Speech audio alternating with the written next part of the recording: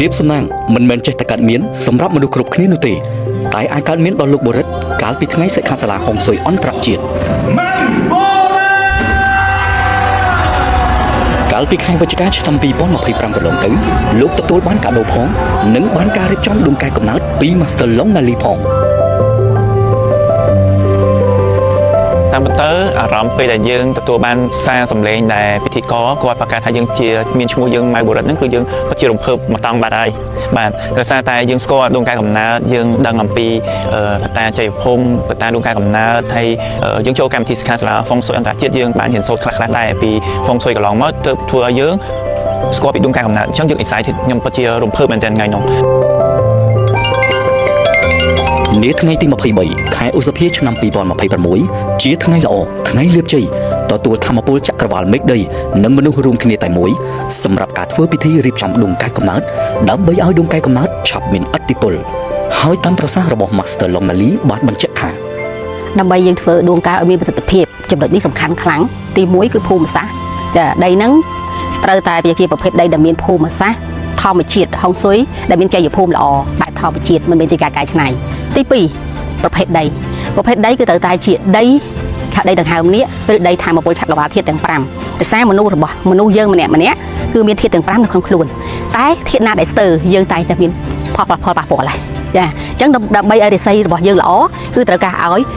ធាតុទាំង5របស់យើងបាឡិនតែបើកាលណាធាតុទាំង5អត់បាឡិនគឺធ្វើឲ្យក្រាហ្វិកយើងឡើងចុះបានន័យថារាសីឡើងរាសីចុះអញ្ចឹងដល់ពេលកាលណាយើងធ្វើដួងកែកំណើតនេះគឺយើងយក DNA មកដាក់នៅក្នុងដីដង្ហើមនេះដែលមានជាប្រភេទដីធាតុទាំង5បាឡិនគ្នាឬធាតុទាំង5សម្បតលគ្នាអញ្ចឹងហើយនៅពេលដែលយើងដាក់បែបនេះគឺធ្វើឲ្យឥទ្ធិពល DNA របស់យើងហ្នឹងជួយយើងឲ្យការងារការគិតរបស់យើងហ្នឹងមានភាពរីកចម្រើនគិតត្រូវសម្រាប់ចិត្តត្រូវអញ្ចឹងទី1ភូមិសាស្ត្រទី2ប្រភេទដីទី3សំខាន់បំផុតគឺរឹកវេលាអញ្ចឹងបើសិនជារឹកវេលាខុសស្មើនឹងការ start up ខុសក៏អត់បានផលដែរចាអញ្ចឹងរឹកវេលានេះសំខាន់អញ្ចឹងមេឃដីមនុស្សរួមគ្នាតែមួយទៅទាញធម្មពលចក្រវាលមកជួយយើងបាន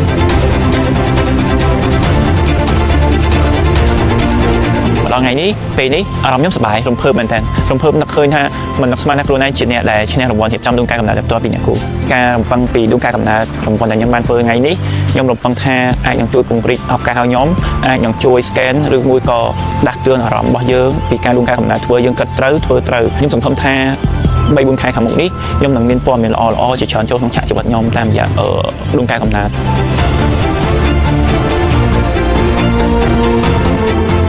ចាការគោរពប្រតិបត្តិយើងធ្វើអំពើល្អយើងមានតែធ្វើឲ្យយើងទៅដើម្បីសម្រាប់មនុស្សមិនបាច់មានជាប់ទោសអត់មានទេអញ្ចឹងដំណងគឺការ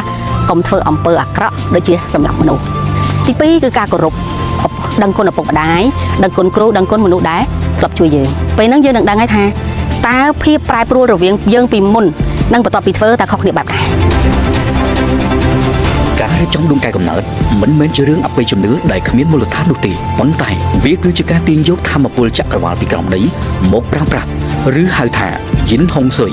ដែលអាចជួយជំរុញធម្មពលវិជ្ជមានដល់រាងកាយនិងខួរក្បាលរបស់យើងឲ្យយើងមានគំនិតភ្លឺស្វាងសម្រេចចិត្តត្រឹមត្រូវចេះចាប់យកឱកាសល្អៗនិងមានសុខភាពមាំមួនដែលរុញច្រានជីវិតឲ្យរីកចម្រើននិងជោគជ័យព្រោះថារាសីរបស់មនុស្សម្នាក់ៗតែងតែជួបនឹងគ្រោះធំឬឡើងខ្លាំងចំនួន3ដងដូចគ្នាចាប់ពីអាយុ1ឆ្នាំរហូតដល់60ឆ្នាំ